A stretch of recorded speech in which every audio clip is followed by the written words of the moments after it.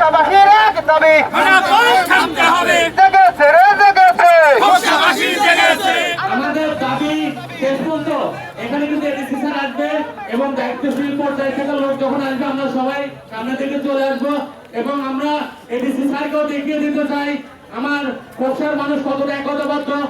জনতার এই বাঁধ ভাঙা অবস্থাটা কতটা ধৈর্যের মধ্যে থাকতে পারে সেটা প্রমাণ করছে যে এই বৃষ্টি ভেজা মানুষের। আপনি এসে দেখেছেন যে এখানকার মানুষ কতটা মানুষের যে কতটা ট্রেন আটকানোর জন্য কতটা তাদের চাপ সেটা আসলে দেখা যাবে। এই অবস্থায় এমপির কোনো কথা শুনতে তারা রাজি নয়।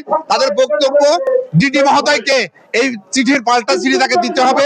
যদি চিঠি দেয় তাহলে ট্রেন যাবে, নাইলে কোনো ট্রেন যাবে না। এখানকার সাধারণ মানুষের বক্তব্য যতক্ষণ দাবি মেনে নেবে না ততক্ষণ আমরা এখানে অবস্থান করব। তাতে রাত হোক, রোদ, বৃষ্টি, ঝড় হোক, আমাদের দাবি মানতেই হবে।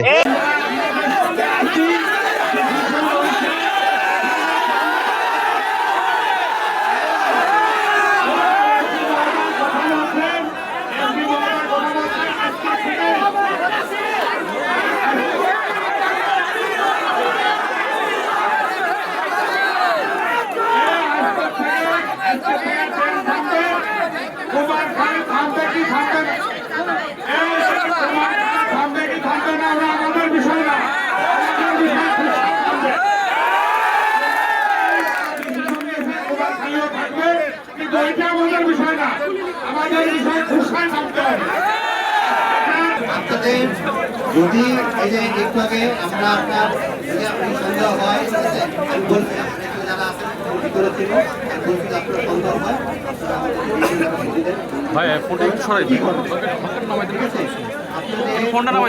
গতকাল বলছি আজকেও বলছি